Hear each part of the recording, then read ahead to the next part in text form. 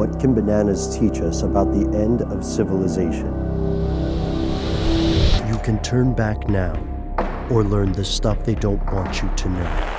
Hello, welcome to the show and thanks for tuning in. That's Matt behind the camera. I'm Ben. That makes this stuff they don't want you to know. And as we record this on August 5th, it is actually Matt's birthday. So happy birthday, man. Cheers. Today we are talking about diseases that could wipe out an entire life form. It's tricky to say species, and we wanted to look at three things. First, let's look at bananas. You know bananas, you've seen bananas. People love bananas around the world. They're a part of people's diet, depending on where you go. And they may be extinct very soon, at least the kind of bananas that we recognize. See, there's a disease, a fungus called Panama disease that will probably, at some point, make the Cavendish banana, this variety, extinct. Now, how do we know that one disease could wipe out an entire cultivar of bananas? Great question. We know because it happened before. True story. Up until the 1960s, people in the United States were eating these bananas called Gros Michels, Grosmichel. These were great bananas. They were bigger and tastier. These Cavendish bananas are garbage compared to what we had back then. But race 1 of Panama disease came in and virtually obliterated the Gros Michel crop. So agribusiness scrambled and spent billions of dollars investing in infrastructure and research, not to mention marketing, to sell the inferior Cavendish banana to the public. And long story short, it worked. If you look at a banana like this, right, it's relatively uniform. It's been bred to industrial perfection. It's going to be the same color. It's going to have about the same taste. You can pack the same amount in a box, usually. However, it's a little too perfect, or at least a little too genetically similar. You see, race 4 of Panama disease broke out in 1992 in Southeast Asia. It destroyed entire crops of bananas, and it's heading this way. It's heading west. It's going to hit Africa. It's going to hit North and South America. And experts say it's not a question of if Panama disease will eradicate the Cavendish, but when. So people are fighting against this. They're figuring out a couple ways they could try to mitigate this by either genetically modifying the Cavendish or by finding a new replacement banana. So 5 decades from now, the bananas we're eating might be even crappier until at least race 5 of Panama disease comes out. And that's, assuming we can still grow things in the wild at that point. Moving on. Next step, animals. What's a disease that could wipe out an entire animal? Well, an excellent and terrifying example comes in the Tasmanian devil. Now, you guys, listeners, you remember the Tasmanian devil from cartoons probably, right? Cute, funny, rolls around in a tornado, always going crazy.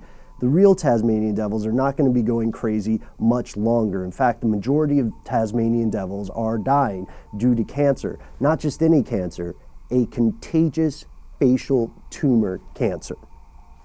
Right? That sounds dystopian and science fiction-y. That's not fair. Everybody's already scared of cancer, and now it's communicable, it's contagious, it's true. There are real cases of this parasitic, communicable, transmissible cancer, and they're quite rare, thankfully. They only occur in 3 things. They occur in dogs, they occur in Syrian hamsters, and they occur in Tasmanian devils. This cancer spreads when the devils fight each other and they bite their faces, and that's how it transmits. It was first found in 1996, and now more than 60 to 70% of the Tasmanian devil population has died due to this disease. Of the living Tasmanian devils, more than 80% already have it, and some ecologists are predicting that this means the Tasmanian devil will be extinct, at least in the wild, within less than 40 years. Which leads us all to the biggest, most self-centered question of our species. What about us? In our earlier video that came out, our remixed classic, we talked about whether a disease could wipe out humanity. And we've got some good news. A disease alone probably cannot wipe out the human race at this point.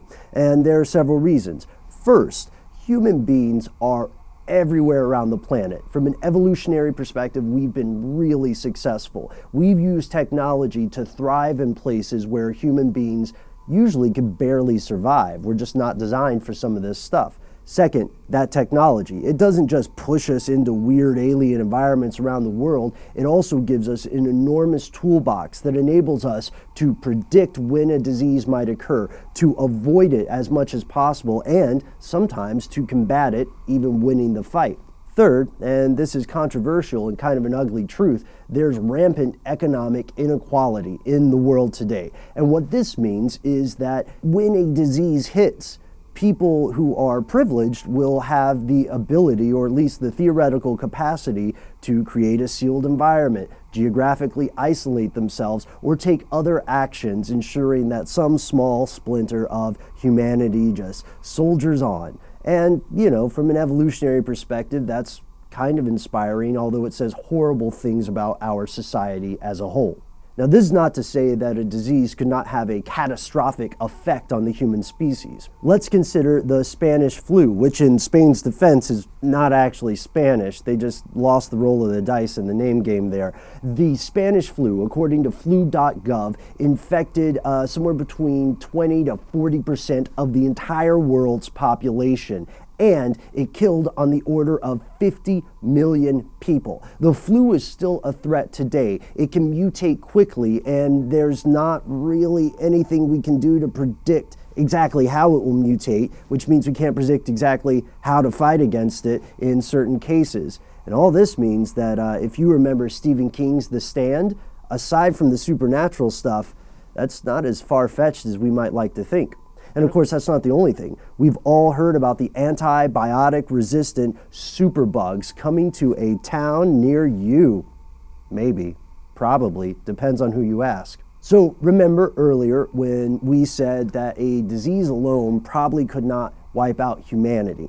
But if another massive casualty event occurs at the same time, like an asteroid impact, widespread environmental disasters, or, God forbid, a nuclear war, then this means that we really could end up calling it quits as a species, because humanity, already weakened by one event, may well be defenseless against another one. And here's the scary part, ladies and gentlemen. When experts today talk about a human pandemic, they don't talk in terms of if, they talk in terms of when. Just like the Cavendish banana. So is there a fungus, parasite, bacteria, virus, or other plague that you think could spell doom for the human species at large?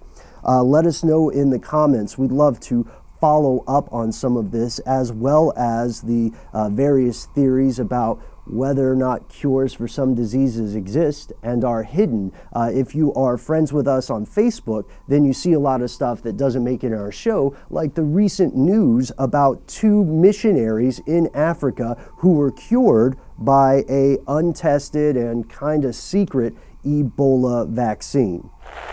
And speaking of Ebola, stay tuned for our brand new original format episode coming up at the end of this week, where we take a closer look at the Ebola breakout in Africa from 2014, which is happening as we record this today. You can find all of our podcasts and all of our videos on our website, stufftheydon'twantyoutoKnow.com.